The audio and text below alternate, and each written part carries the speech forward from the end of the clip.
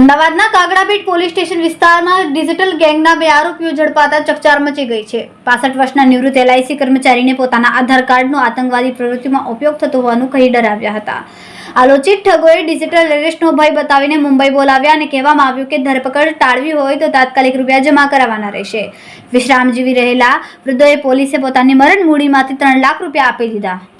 ઠગોએ પછી વધુ 7 લાખની માંગણી કરી, પરંતુ પૈસાની અછત હોવાના કારણે વૃદ્ધે પરિવારજનોને જાણ કરી, જેના લીધે સમગ્ર ઘટનાની ફરિયાદ નોંધાઈ।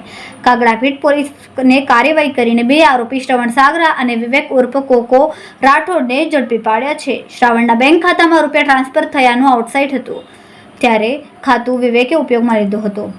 પોલીસે 3 લાખમાંથી 1 લાખ રૂપિયા ફ્રીઝ કર્યા છે। આ સમગ્ર ડિજિટલ એરેસ્ટ કૌભાંડ પાછળ એક ઓર્ગેનાઇઝેશન ગેંગ હોવાની શક્યતા છે।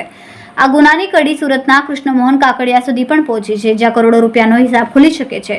શ્રાવણ અને વિવેક 5-10 હજારમાં પોતાનું ખાતું ગેંગને વાપરવા દેતા હતા।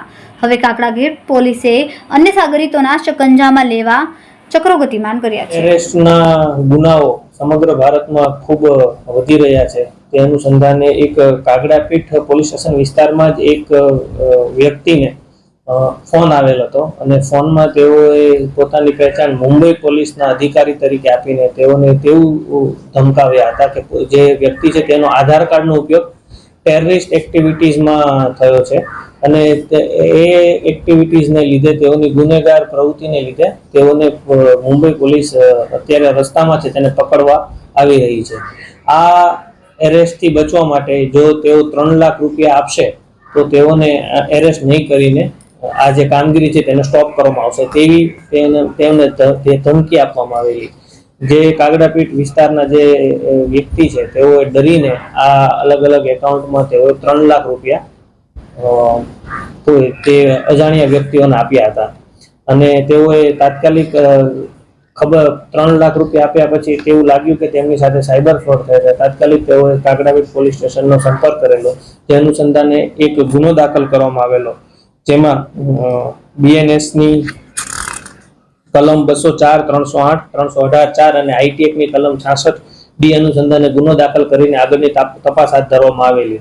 જેમાં તાત્કાલિક જ જે આ ગુનામાં જે પૈસા ટ્રાન્સફર થયેલા હતા તેવા 2 વ્યક્તિના એકાઉન્ટમાં જેમાં ટ્રાન્સફર થયેલા, તાત્કાલિક કાગડાપીઠ પોલીસે કામગીરી કરીને આ બંને વ્યક્તિઓને એરેસ્ટ કરવામાં આવેલા છે। બંને વ્યક્તિના નામ છે શ્રવણભાઈ રણછોડભાઈ સાગરા, જેઓ રાણીપ વિસ્તારમાં રહે છે અમદાવાદના અને મૂળ મંડાર રાજસ્થાનના છે, અને બીજા વ્યક્તિ છે વિવેક ઉર્ફે કોકો સન ઓફ મહેશભાઈ રાઠોડ, તેઓ પણ રાણીપ વિસ્તારમાં રહે છે અને મૂળ લીંબોઈ મોડાસા સાબરકાંઠા વિસ્તારના છે।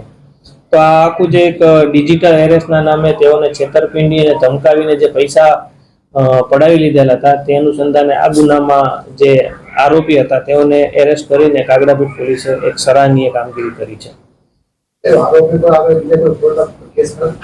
હાલ તપાસ ચાલુ છે। આ આરોપીઓ વિરુદ્ધ અન્ય પણ જો કોઈ NCCRP પોર્ટલ આધારે કોઈ ગુના અથવા કોઈ જે ફ્રોડની ટિકિટ નંબર જનરેટ થયા છે તો તે સ્થાનિક ગુજરાતની પોલીસ અથવા ગુજરાત બહારની પણ પોલીસ હોય તેઓને પણ જાણ કરીને આ જે આરોપીઓ છે તેને અન્ય ગુનાઓમાં પણ અટક કરાવવાની કાર્યવાહી કરવામાં આવશે। અને આ જે સમગ્ર ઘટના છે તેમાં આમાં જે અન્ય પણ વ્યક્તિઓ જે સંલિપ્ત હશે બેંક એકાઉન્ટના માધ્યમથી, કોલિંગના માધ્યમથી, તેઓને પણ ટૂંક સમયમાં કાગડાપીઠ પોલીસ ઇન્વેસ્ટિગેટ કરીને મેક્સિમમ લોકોને એરેસ્ટ કરીને આ જે ડિજિટલ એરેસ્ટના નામનું જે ફ્રોડ ચાલી રહ્યું છે તેઓના આરોપીઓને અટક કરીને એક સ્ટ્રોંગ મેસેજ આપશે।